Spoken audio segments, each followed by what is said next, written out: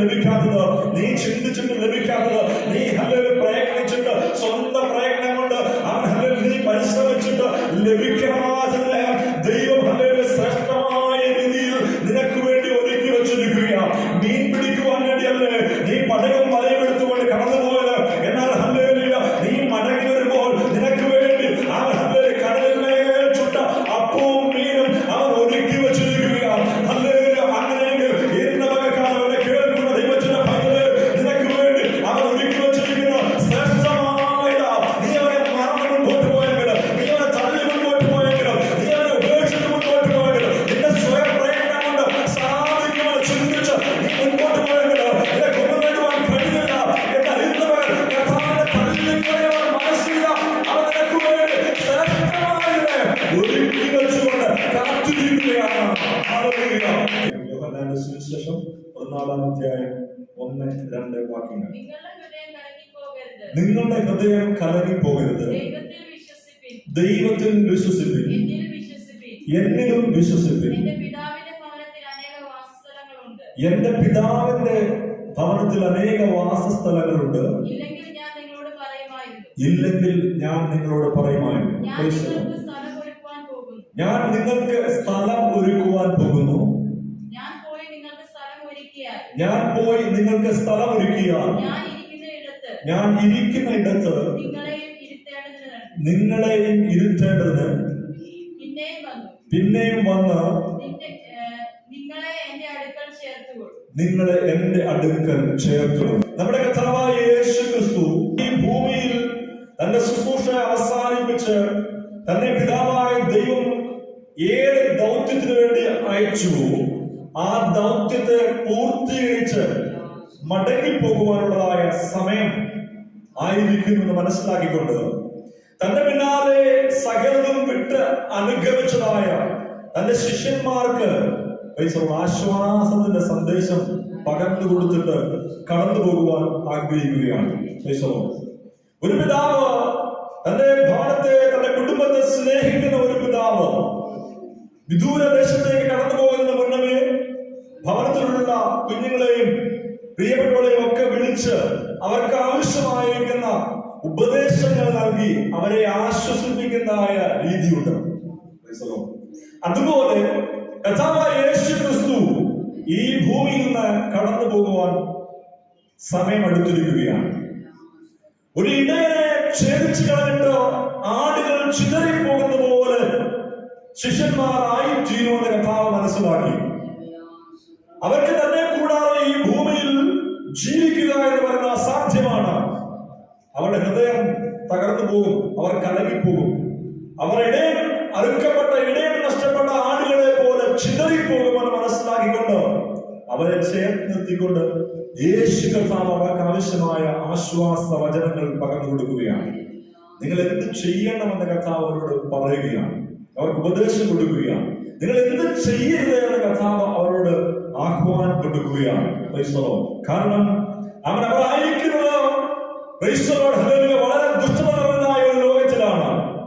ഈ ലോകത്തിൽ ഏകരായിരിക്കുമ്പോൾ അവർക്ക് അനേകമായ പ്രയാസങ്ങൾ, പ്രതിസന്ധികൾ അവരുടെ ജീവിതത്തിൽ വന്നു ഭവിക്കുമെന്ന് യേശു കർത്താവ് മുന്നമേ അറിഞ്ഞു.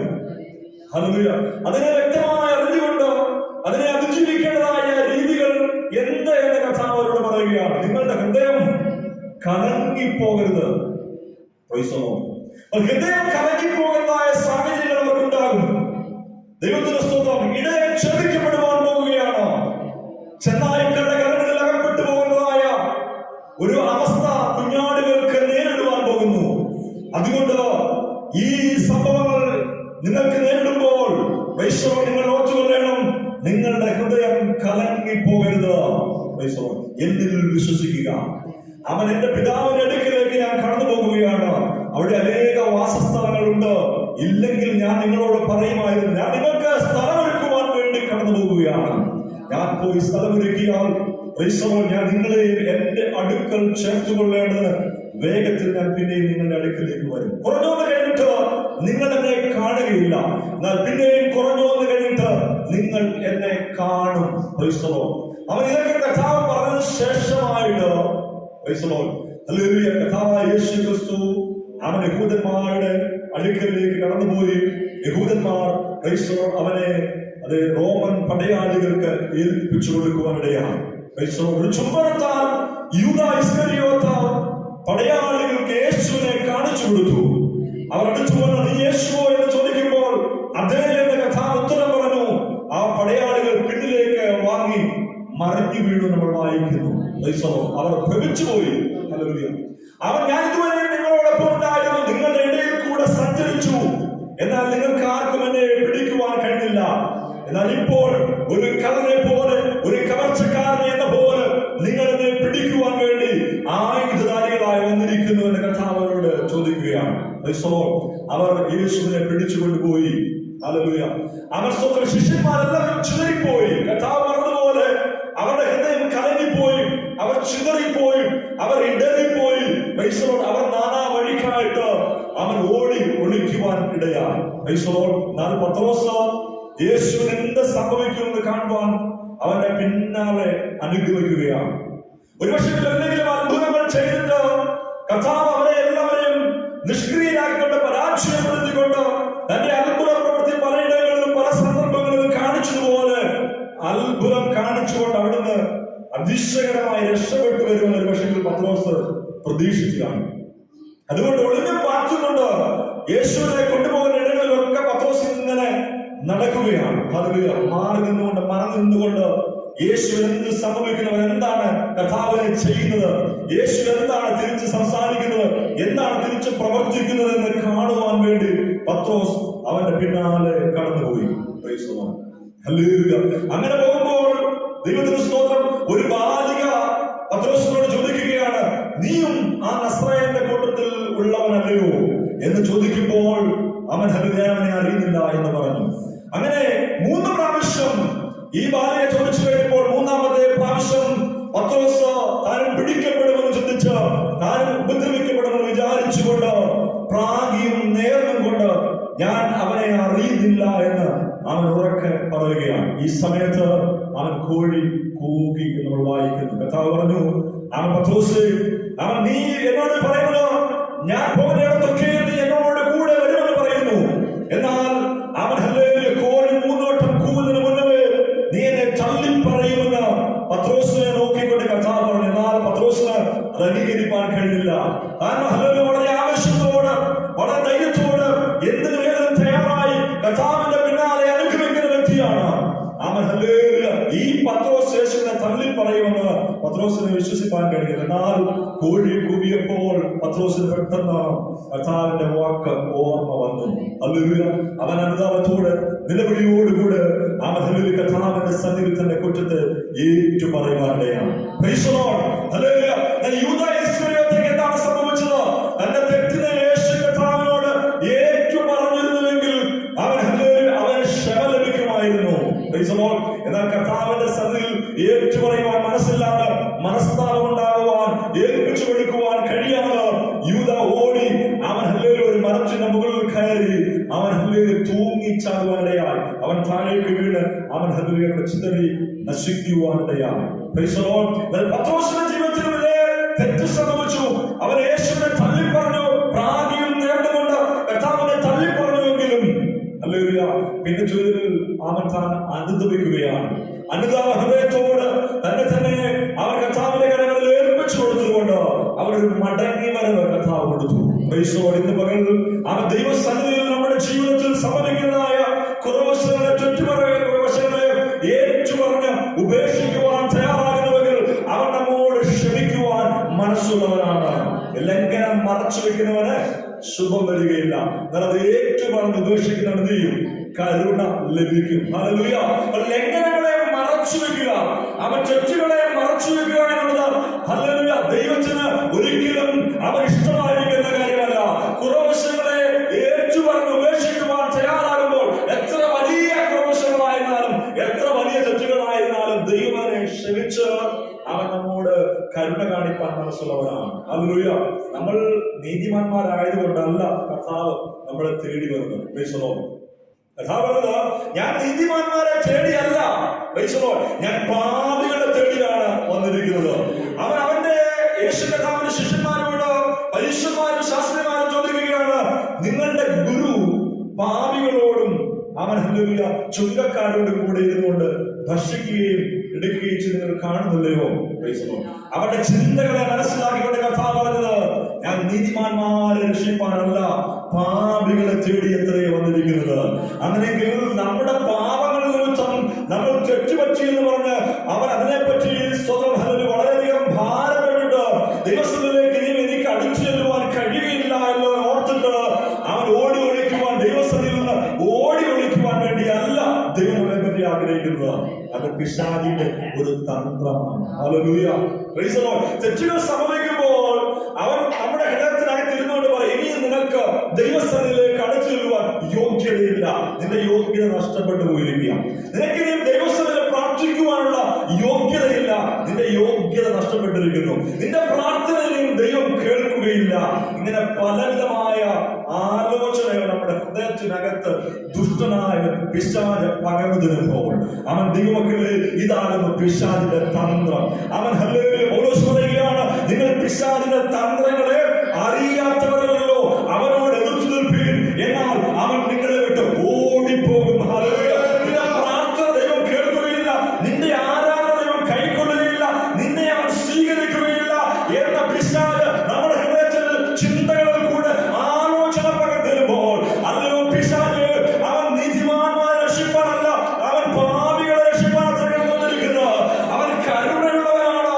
ലംഘനം മറച്ചു വെച്ചാൽ ശുഭം വരികയില്ല. എന്നാൽ ഏറ്റു പറഞ്ഞു ഉപേക്ഷിക്കുകയാണെങ്കിൽ എന്റെ ദൈവം എന്നോട് ക്ഷമിച്ച് എന്നെ പിന്നെയും തന്റെ അടുക്കലേക്ക് ചേർത്തുകൊള്ളും. അവന്റെ പ്രാർത്ഥനയ്ക്ക് മറുപടി തരും. എന്റെ ആരാധന അവൻ സ്വീകരിക്കുമെന്ന് അവൻ ഹല്ലേലൂയ അവനോട് പറഞ്ഞ് അവൻ വചനത്താൽ അവനെ വെട്ടുവാൻ അവൻ ഈ ദിവസങ്ങളിൽ നമുക്ക് അധികാരമുണ്ടാകണം. Price the Lord. അങ്ങനെയാണ് ദൈവസ്ഥയിലേക്ക് അടുത്തു എന്ന് അവൻ കുറവശങ്ങളെ ഏറ്റുപറഞ്ഞ് കരുണ പ്രാപിച്ചുകൊണ്ട് മടങ്ങി പോകുന്നത്. ഹല്ലേലൂയ. അവൻ വല്ലാതെ നമ്മുടെ തെറ്റുകളെ സംഭവിച്ചുവെന്ന് ചിന്തിച്ചുകൊണ്ട് ഓടി ഒളിക്കുകയും മറന്നിരിക്കുകയും ചെയ്യുന്ന അനുഭവം നമുക്കുണ്ടായാൽ അവൻ ദൈവസ്ഥയിലേക്ക് അടുത്തു വരുവാൻ പിന്നത്തിൽ കഴിയാതെ വരും. ഹല്ലേലൂയ. ഒരു ഭൂതം ഒരുവന്റെ മേൽ ബാധിച്ചിട്ട് പ്രൈസ് ദി ലോർഡ് ഹല്ലേലൂയ അവനെ വിട്ട് പോയി. ദൈവത്തിന്റെ സ്തോത്രം. അവൻ ദൂരം പുറത്തു പോയി. പിന്നെ ഹല്ലേലൂയ അവിടെ ഇവിടെ എല്ലാം നീരോട്ടമുള്ള പ്രദേശങ്ങളെല്ലാം അന്വേഷിച്ച് കണ്ടെത്താതെ വരുമ്പോൾ, പിന്നെയും ആ പഴയ അവസ്ഥയിലേക്ക് കടന്നു വരുമ്പോൾ അവിടെ ഹല്ലേലൂയ സ്തോത്രം തനിക്ക് ഇരിക്കുവാൻ യോഗ്യമായ സ്ഥലം എന്ന് കണ്ടു കഴിഞ്ഞാൽ പിന്നെയും അധികം ഇരട്ടിയോടുകൂടെ അതിനകത്തേക്ക് വീണ്ടും കുടിയിരിക്കാനിടയാണ്. ഹല്ലേലൂയ. അവൻ ദൈവസ്ഥയിൽ അകന്ന് മാറി തെറ്റു സംഭവിച്ചുകൊണ്ട് അവൻ കുറവശങ്ങൾ സംഭവിച്ചുകൊണ്ട് പണ്ടത്തേനും അവൻ അധികമായ മോശമായ അവസ്ഥയിലേക്ക് ചെന്നെത്തുവാനിടയാകും. ഹല്ലേലൂയ. അങ്ങനെയാണ് ചില വ്യക്തികൾ പെൺമാറ്റത്തിലേക്ക് മടങ്ങി പോകുന്നത്. ആദ്യം ഹല്ലേലൂയ കർത്താവിന്റെ സന്നിധിയിലേക്ക് ആരാധനയ്ക്ക് ആലോചനയിൽ കടന്നു പോകാൻ കഴിയാതെ മാറി നിൽക്കുന്നു. പ്രാർത്ഥിക്കുവാൻ കഴിയാതെ മാറി നിൽക്കുന്നു. അവൻ തെറ്റുകൾ ചെയ്തിട്ട് മാറി നിൽക്കുകയാണ്. മാറി നിന്ന വ്യക്തി അവൻ പ്രാർത്ഥന ആദ്യം മുടക്കുന്നു. ഹല്ലേലൂയ. പേഴ്സണൽ പ്രയർ ആദ്യം മുടക്കുന്നു. അതിനുശേഷം സഹായയോഗം മുടക്കുന്നു. അതിനുശേഷം പിന്നീട് ഹല്ലേലൂയ അകന്നകന്നു പോവുകയാണ്. പണ്ടത്തേതിലും അധികമായ മോശമായ അവസ്ഥയിലേക്ക് അവൻ എത്തിച്ചേരുന്നു. അവൻ ലോകത്തിന്റെ ഇമ്പങ്ങളിലേക്ക് കടന്നു പോകും. പിശാച് അവനെ പൂർണ്ണമായും സ്വാധീന വലയത്തിൽ ആക്കും. ഹല്ലേലൂയ. അതുകൊണ്ട് ലംഘനം മറച്ചു വെക്കേണ്ട, അത് ശുഭമരികയില്ല. ഏറ്റുപറയുക, ഉപേക്ഷിക്കുക. ദൈവം നമ്മുടെ പാപങ്ങളെ ക്ഷമിക്കുവാൻ വിശ്വസ്തനായ ദൈവമാണ്. പത്രോസ് തനിക്ക് പറ്റിയ കുറവശത്തെ ഓർത്ത് ദൈവസ്ഥനിൽ അനുദപിച്ചു. അനുതാപ ഹൃദയത്തോടെ മടങ്ങിയതുകൊണ്ട് അവനെ കർത്താവിന്റെ മക്കൾ കരുണ വീഴ്വാനിടയാണ്. ഹല്ലേലൂയ. അവൻ യേശു കർത്താവ് ക്രൂശിക്കപ്പെട്ടു പോയി. അവനെ അടക്കം ചെയ്തു. ശിഷ്യന്മാരെല്ലാവരും വളരെയധികം പരിഭ്രമിച്ചു പോയി. ഇനി ഞങ്ങൾ എന്ത് ചെയ്യും? ഹല്ലേലൂയ.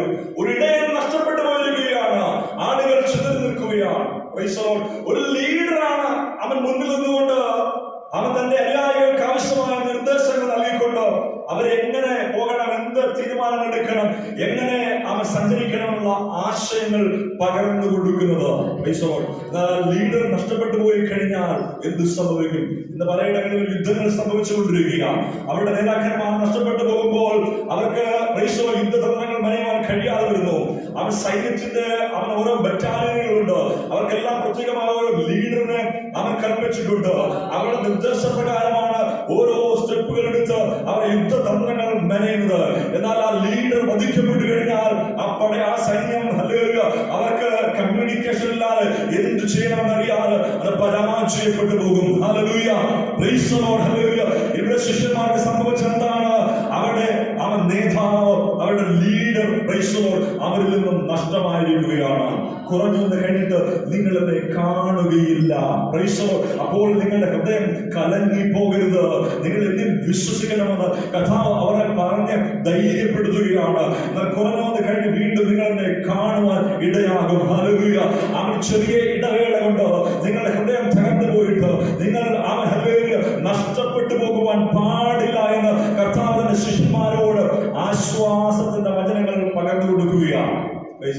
എന്നാൽ ഈ വചനങ്ങളൊന്നും അവന്റെ ഹൃദയത്തിനകത്ത് അവൻ കടന്നുകൂടിയില്ല.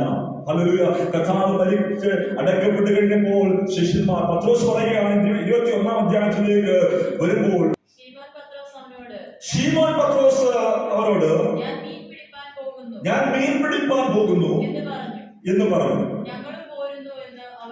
ഞങ്ങളും പോരുന്നു എന്ന് അവർ പറഞ്ഞു. അവർ പുറപ്പെട്ട് പടക് കയറിപ്പോയി. ഹല്ലേലൂയ. വീരനായി നിന്നുകൊണ്ടിരുന്ന അവൻ വളരെയധികം തീഷ്ണവാനായിരുന്ന പത്രോസ് ആദ്യം പറയുകയാണ്, ഹല്ലേലൂയ, ഇനിയും ഇങ്ങനെ ഇവിടെ ഇരുന്നിട്ട് കാര്യമില്ല, നമ്മുടെ ഗുരു നമുക്ക് നഷ്ടമായിരിക്കുകയാണ്. ഹല്ലേലൂയ. അവൻ മരിച്ചു, അടക്കപ്പെട്ടു, കല്ലറയിൽ ഇരിക്കുകയാണ്. ഇനിയും അവന്റെ ഓർമ്മകൾ മാത്രമാണ് നമ്മുടെ ഹൃദയത്തിലുള്ളത്. ഇങ്ങനെ ഇരുന്നിട്ട് കാര്യമില്ല, ഞാൻ മീൻ പിടിക്കുവാൻ പോകുകയാണെന്ന് പത്രോസ് പറഞ്ഞു. മറ്റു ശിഷ്യന്മാരും അവനോട് ഒപ്പം കൂടി. ഹല്ലേലൂയ. അവർ രാത്രി മുഴുവൻ അധ്വാനിച്ചു. അവർ ഹല്ലേലൂയ, എന്നാൽ ഒന്നും കിട്ടിയില്ല എന്ന് വായിക്കുന്നു. ആ രാത്രി മുഴുവൻ അധ്വാനിച്ചിട്ട് അവർക്കൊന്നും ലഭിച്ചില്ല. ശൂന്യമായ പടകുമായി, ശൂന്യമായ കരങ്ങളുമായി അവർ ഹല്ലേലൂയ വല വലിച്ച് അവൻ കരയിലേക്ക് അടുത്തു വരികയാണ്. മൂന്നാമത്തെ പ്രാവശ്യം കർത്താവായ യേശു ക്രിസ്തു ഉയർത്തെഴുന്നേറ്റിട്ട് ശിഷ്യന്മാർക്ക് പ്രത്യക്ഷപ്പെടുകയാണ്. അവർ കരയിലേക്ക് അവർ കടന്നു വരുമ്പോൾ യേശു കർത്താവ് അവരോട് ചോദിക്കുകയാണ്, കുഞ്ഞുങ്ങളെ, കൂട്ടുവാൻ വല്ലതും ഉണ്ടോ? ഇപ്പോൾ പിടിച്ചത് വല്ലതുമുണ്ടോ എന്ന് കർത്താവ് അവരോട് ചോദിക്കുമ്പോൾ ശൂന്യമായ കരങ്ങളെ മറച്ചു കാണിക്കുവാൻ മാത്രമാണ് അവർക്ക് കഴിഞ്ഞത്. ശൂന്യമായ പടകളെ ചൂണ്ടിക്കാണിക്കുവാൻ മാത്രമാണ് അവർക്ക് കഴിഞ്ഞത്. ഹല്ലേലൂയ. കർത്താവ് അവരുടെ ജീവിതത്തിലേക്ക് അവൻ വെളിപ്പെട്ടു വരുന്നതിന് മുന്നമേ അവരുടെ പടകളും കരങ്ങളും അവരുടെ ജീവിതം മുഴുവൻ ശൂന്യമായിരുന്നു. എന്നാൽ യേശു കർത്താവ് അവരുടെ പടകിലേക്ക് പ്രവേശിച്ച നാൾ മുതൽ അവരെ വിട്ട് വേർപിരിയുന്ന നാൾ വരെയും അവരുടെ ജീവിത പടക് അവൻ നിറഞ്ഞ അനുഭവത്തിലായിരുന്നു.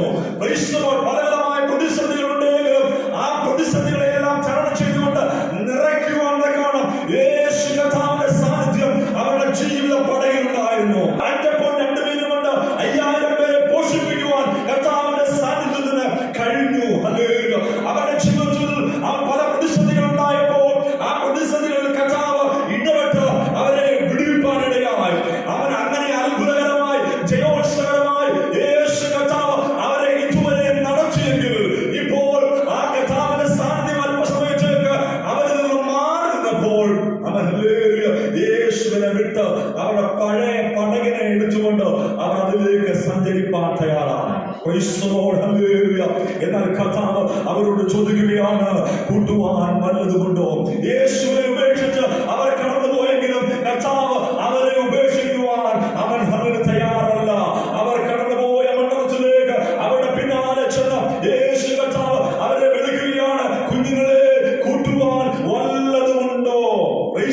നിങ്ങൾ അധ്വാനിച്ചിട്ട് എന്തെങ്കിലും ലഭിച്ചോ? എന്നെ കൂടാതെ നിങ്ങൾ വലയും പടയും എടുത്തുകൊണ്ട് പോയെങ്കിൽ നിങ്ങൾക്ക് എന്തെങ്കിലും ലഭിച്ചുവോ? എന്നെ കൂടാതെ നിങ്ങൾ അധ്വാനിച്ചിട്ട് നിങ്ങൾക്ക് എന്തെങ്കിലും അവർ നേടുവാൻ കഴിഞ്ഞോ എന്ന് കർത്താവ് അവരോട് ചോദിക്കുമ്പോൾ ഹല്ലേലൂയ, ശൂന്യമായ കരങ്ങൾ അവൻ വളർത്തി കാണിക്കുവാൻ മാത്രമേ ശിഷ്യർക്ക് സാധിച്ചുള്ളൂ. എന്നാൽ അവൻ കരയിൽ കർത്താവ് കനലിന്മേൽ അവൻ ചുട്ട മീനും അപ്പവും ഹല്ലേലൂയ അവർക്ക് കൊടുത്തിട്ട് പറയുകയാണ്, അവൻ ഭക്ഷിക്കുക, തിന്ന് തൃപ്തരാകുക. Praise the lord. ഹല്ലേലൂയ. ഈ ദൈവമക്കളെ, അവൻ പല സാഹചര്യങ്ങളിലും അവൻ യേശു കർത്താവിനെ കൂടാതെ നമ്മൾ സഞ്ചരിച്ചിട്ടുണ്ട്. കർത്താവിന്റെ ഹല്ലേലൂയ സാന്നിധ്യമില്ലാതെ നമ്മൾ പലയിടങ്ങളിലും അവൻ കടന്നുപോയി നമ്മുടെ സ്റ്റെപ്പുകളെ വെച്ചിട്ടുണ്ട്. എന്നാൽ സ്തോത്രം, ഹല്ലേലൂയ, അവിടെയൊക്കെ നമ്മൾ പരാജയം ഏറ്റുവാങ്ങി. ആമേൻ. ഹല്ലേലൂയ. കർത്താവിനെ കൂടാതെ നാം ചെയ്യുന്ന കാര്യങ്ങൾ സാധ്യമല്ല എന്ന് വ്യക്തമായി നമ്മൾ അനുഭവിച്ചറിഞ്ഞവരാണ്.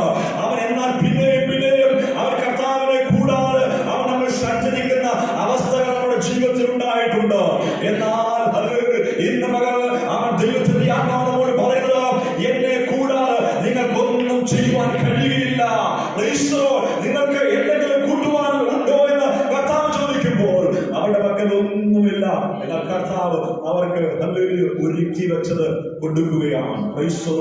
ഇന്ന് പകൽ കർത്താവ് നമുക്ക് വേണ്ടി ചിലതിനെ കരുതി വെച്ചിട്ടുണ്ട്. എത്ര പേർക്ക് വിശ്വാസമുണ്ട്? എത്ര പേർക്ക് കർത്താവിൽ വിശ്വാസമുണ്ട്? നിനക്ക് വേണ്ടി ചിലതിനെ എന്റെ കർത്താവ് അവൻ കരുതി വെച്ചിട്ടുണ്ട്. ശ്രേഷ്ഠമായത് നീ അധ്വാനിച്ചിട്ട് ലഭിക്കാത്തത്, നീ ചിന്തിച്ചിട്ട് ലഭിക്കാത്തത്, നീ പ്രയത്നിച്ചിട്ട് സ്വന്തം പ്രയത്നം കൊണ്ട് നീ പരിശ്രമിച്ചിട്ട് ലഭിക്കാത്തത് ദൈവം ശ്രേഷ്ഠമായ രീതിയിൽ നിനക്ക് വേണ്ടി ഒരുക്കി വെച്ചിരിക്കുക. മീൻ പിടിക്കുവാൻ വേണ്ടിയല്ലേ നീ പടയും വലയും എടുത്തുകൊണ്ട് കടന്നുപോയത്. എന്നാൽ നീ മടങ്ങി വരുമ്പോൾ നിനക്ക് വേണ്ടി കടലിൽ മേൽ ചുട്ട അപ്പവും മീനും അവൻ ഒരുക്കി വെച്ചിരിക്കുക. അങ്ങനെയെങ്കിൽ ഇന്ന വകക്കാലം കേൾക്കുന്ന ദൈവത്തിന്റെ ഭയങ്കര നിനക്ക് വേണ്ടി അവൻ ഒരുക്കി വെച്ചിരിക്കുന്ന ശ്രേഷ്ഠമായ നീ അവനെ മറന്നു മുൻപോട്ട് പോയെങ്കിലും, നീ അവനെ തള്ളി മുൻപോട്ട് പോയെങ്കിലും, നീ അവനെ ഉപേക്ഷിച്ച് മുൻപോട്ട് പോയെങ്കിലും, നിന്റെ സ്വയം പ്രയത്നം കൊണ്ട് സാധിക്കുമെന്ന് ചിന്തിച്ച് നീ മുൻപോട്ട് പോയെങ്കിലും നിനക്ക് മുന്നേറുവാൻ കഴിയില്ല. എന്നാൽ ഇന്ന് കർത്താവിനെ തള്ളിക്കളയാൻ മനസ്സില്ല. അവൻ നിനക്ക് വേണ്ടി ശ്രേഷ്ഠമായതിനെ ഒരുക്കി വെച്ചുകൊണ്ട് കാത്തിരിക്കുകയാണ്. ആ ശ്രേഷ്ഠമായത് ഇന്ന് മകൻ വെളിപ്പെട്ടു വരികയാണ്. ഇന്ന് മകൻ ശ്രേഷ്ഠമായത് വെളിപ്പെട്ടു വരികയാണ്. കർത്താവിന്റെ കരം ഇന്ന് മകൻ ചില ഭവനങ്ങളിൽ ചില വ്യക്തികളുടെ മേൽ വെളിപ്പെട്ടു വരിക. അവൻ വിശ്വസിക്കുന്ന കരങ്ങൾ ഉയർത്തി ദൈവത്തെ മഹത്വപ്പെടുത്തുകയാണ്. നിങ്ങളുടെ ഹൃദയം കലങ്ങിപ്പോകരുത്. എന്നിൽ വിശ്വസിപ്പിൻ, പിതാവിലും വിശ്വസിപ്പിൻ. എന്റെ പിതാവിന്റെ അടുക്കൽ അനേക വാസസ്ഥലങ്ങളുണ്ട്, ഇല്ലെങ്കിൽ ഞാൻ നിങ്ങളോട് പറയുമായിരുന്നു. പിതാവിനും എന്നിലും വിശ്വസിക്കുക. അവൻ ഞാൻ പിതാവും ഒന്നാകുന്നു. ഞാൻ പിതാവിന്റെ അടുക്കലേക്ക് കടന്നു പോകുകയാണ്. ഞാൻ പോയ ശേഷം മടങ്ങി വരും. ഞാൻ നിങ്ങളെയും എന്റെ പിതാവിന്റെ അടുക്കിലേക്ക് കൊണ്ടുപോകുവാൻ വേണ്ടിയാണ് മടങ്ങി വരുന്നത്. അതുകൊണ്ട് നിങ്ങൾ ഭാരപ്പെടേണ്ട ആവശ്യമില്ല. നിങ്ങൾ ഉറപ്പും ധൈര്യമുള്ളവരായിരിക്കണം. നിങ്ങൾ എന്നിൽ വസിക്കണം. എന്റെ വചനം നിങ്ങളിൽ വസിക്കണം. നിങ്ങൾ അധികം ഫലം കായ്ക്കേണ്ടത് നിങ്ങൾ ഇങ്ങനെ ചെയ്യണമെന്ന കർത്താവ് ശിഷ്യന്മാർക്ക് ഉപദേശം കൊടുക്കുകയാണ്. എന്നിൽ കായ്ക്കാത്ത കൊമ്പൊക്കെയും അവൻ നീക്കിക്കളയുന്നു. അപ്പൊ ഞാൻ മുന്തിരി വള്ളിയാകുന്നു, എന്റെ പിതാവ് തോട്ടക്കാരനാകുന്നു. നിങ്ങൾ എന്നിൽ വസിച്ചെങ്കിൽ മാത്രമേ നിങ്ങൾക്ക് ഫലം കായ്പാൻ കഴിയുകയുള്ളൂ. അപ്പൊ ഞാൻ ഇവിടെ നിന്ന് കടന്നു പോയാലും നിങ്ങൾ ഞാനാകുന്ന മുന്തിരി വള്ളിയിൽ കൊമ്പുകളായി വസിക്കണം. അങ്ങനെയെങ്കിൽ നിങ്ങൾക്ക് എന്ത് ചെയ്യാൻ കഴിയും? ഫലം കായ്ക്കുവാൻ കഴിയും. ഫലം കായ്ക്കാത്തതിനെ അധികം ഫലം കായ്ക്കേണ്ടത് എന്ത് ചെയ്യും? അതിനെ ചെത്തി വെടിപ്പാണ്. ഗാർഡനിങ് ചെയ്യുന്നവർക്കെല്ലാം അറിയാം. പുഷ്പങ്ങൾ ഉണ്ടാകുമ്പോൾ അങ്ങനെ അതിന് അധികം പുഷ്പം ഉണ്ടാകണം എന്ത് ചെയ്യണം? അതിനെ കട്ട് ചെയ്ത് വിടും. നമ്മുടെ വീട്ടിൽ ചെമ്പരത്തി ഉണ്ടാകുന്നത് കിളർത്ത് വന്നൊരു പുഷ്പം കിളർത്ത് വന്നു. അത് ഇടയ്ക്ക് വെച്ച് പകുതി വെച്ച് അതിനെ കട്ട് ചെയ്ത് വിടും. ഇപ്പൊ 2, 3, 4 ശിഖരങ്ങൾ ഉണ്ടായി. ആ 4 ശിഖരങ്ങൾ വളർന്നപ്പോൾ അതിൽ 4 പുഷ്പങ്ങൾ ഉണ്ടായി. ആ 4 പകുതി വെച്ച് വീണ്ടും കട്ട് ചെയ്ത് കളഞ്ഞപ്പോൾ അത് ഇരട്ടിയായി വർദ്ധിച്ച് ഇപ്പോൾ 25-ലധികം പുഷ്പങ്ങൾ അതിലുണ്ടായി. ഇത്ര ഹൈറ്റേ ഉള്ളൂ. എന്തിനു വേണ്ടിയാണ് കട്ട് ചെയ്ത് കളഞ്ഞത്? അധികം ഫലം കായ്പാണ്. ഇത് ഗാർഡനിങ് ചെയ്യുന്നവർക്കറിയാം. പുഷ്പങ്ങൾ ഉണ്ടാകുമ്പോൾ ഒറ്റ കമ്പാർട്ടി നേരെ പോയി കഴിഞ്ഞാൽ അതുകൊണ്ട് ഫലമില്ല. അതിനെ കട്ട് ചെയ്ത് കളയുക, അതിരട്ടിയായി പൊട്ടിരിക്കും. അതിനെ അല്പം വളർന്നേ കട്ട് ചെയ്ത് കളയുക, ഇരട്ടിയായി അത് പൊട്ടിരിക്കും. അധികം ഫലം കായ്ക്കും. ഫലം കായ്ക്കേണ്ടതിന് വേണ്ടി അവർ എന്ത് ചെയ്യും? അതിനെ കട്ട് ചെയ്യും. അങ്ങനെ കട്ട് ചെയ്യുമ്പോൾ വേദന ഉണ്ടാകും. എന്നാൽ ഭാരപ്പെടേണ്ട ആവശ്യമില്ല. നീ അധികം ഫലം കായ്ക്കേണ്ടതിന് വേണ്ടിയാണ് നിനക്ക് ചില വേദനകൾ അവന്റെ ജീവിതത്തിൽ സംഭവിക്കുന്നത്. അവൻ ഇങ്ങനെ മുൻപോട്ട് പോയാൽ അവൻ അധികം ഫലം കായ്ക്കുകയില്ല. അനേക പ്രയോജനമാകത്തക്ക നിലയിൽ അധികമായി ഫലം കായ്ക്കണമെന്ന് നിന്റെ തോട്ടക്കാരനായിരിക്കുന്ന യജമാനൻ നിന്നെ പറ്റി ആഗ്രഹിക്കുന്നത് കൊണ്ട് അവൻ നിന്നെ കട്ടിയും വേദനിപ്പിക്കുന്ന അനുഭവങ്ങൾ, അവൻ മുറുകിപ്പോകുന്ന അനുഭവങ്ങൾ, സങ്കടപ്പെടുന്ന അനുഭവങ്ങൾ, അവസ്ഥകൾ ജീവിതത്തിൽ നേടുമ്പോൾ ദൈവത്തിന്റെ വരെ ഭാരപ്പെടേണ്ട. നിന്നെ സ്നേഹിക്കുന്ന ഒരു നല്ല തോട്ടക്കാരൻ നിനക്ക് വേണ്ടിയുണ്ട്. ഒരു നല്ല ഉദയം നിനക്ക് വേണ്ടിയുണ്ട്. അവനെ അധികമായി ഫലം കായ്പ്പിക്കുവാൻ ആഗ്രഹിക്കുകയാണ്. അതുകൊണ്ട് അവൻ കഥാപാകുന്ന മുന്തിരി വള്ളിയിൽ നമ്മൾ വസിക്കുമ്പോൾ നമ്മൾ ഫലം കായ്ക്കുന്നില്ല എങ്കിൽ അവൻ നമ്മളെ അവൻ കട്ട് ചെയ്ത് വിടുന്ന അനുഭവങ്ങളിലേക്ക് കടത്തിവിടും. അതുകൊണ്ട് നമ്മൾ ഭാരപ്പെടേണ്ട ആവശ്യമില്ല. ആ മുന്തിരിവള്ളിയോട് ചേർന്നുകൊണ്ട് അധികം ഫലം കായ്ക്കുവാൻ ഏൽപ്പിച്ചു കൊടുക്കുക അത്ര ചെയ്യേണ്ടത്. മുന്തിരിവള്ളിയിൽ നിന്ന് വേർപെട്ട് ആ ബ്രാഞ്ച് ശിഖരം പോയി കഴിഞ്ഞാൽ അതെന്ത് സംഭവിക്കും? ഉണങ്ങിപ്പോകും. മുന്തിരിവള്ളികൾ വേർപെട്ട് നിന്ന് കഴിഞ്ഞാൽ ആ ശിഖരം ഉണങ്ങിപ്പോകും. അതിനെ പിന്നെ എന്ത് ചെയ്യും? അങ്ങനെ ഉണങ്ങിയ ശിഖരങ്ങളെ എല്ലാം കൂടെ കൂട്ടിയിട്ട് തീയിലിട്ട് ചുട്ടുകളയുവാൻ ഇടയാകും. അതുകൊണ്ട് ഇന്ന് അകൽക്കാലം അവൻ സാക്ഷാൽ മുന്തിരിവള്ളിയാകുന്ന യേശു ക്രിസ്തുവിനോട് ചേർന്നുകൊണ്ട് അവനോട് ഒത്തിരുന്നുകൊണ്ട് അധികമായി ഫലം കായ്പാൻ ദൈവകരങ്ങളിൽ നമ്മെ സമർപ്പിച്ചു കൊടുത്താൽ നാം വളർന്ന് പന്തലിച്ച് അധികമായി ഫലം കായ്പാൻ ദൈവം നമ്മെ സഹായിക്കും. അതുകൊണ്ട് നിങ്ങൾ ഭാരപ്പെടേണ്ട ആവശ്യമില്ല. നിങ്ങൾ ചെയ്യേണ്ടത് ഇത്ര മാത്രമേ ഉള്ളൂ.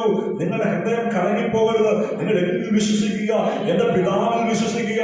അവൻ ഞാൻ മുന്തിരിവള്ളിയാകുന്നു, എന്നോട് ചേർന്ന് വസിക്കുക, ഞാൻ നിങ്ങളിൽ വസിക്കും. നിങ്ങൾ എന്നിൽ വസിക്കുന്നുവെങ്കിൽ എന്റെ വചനം നിങ്ങളിൽ വസിക്കും.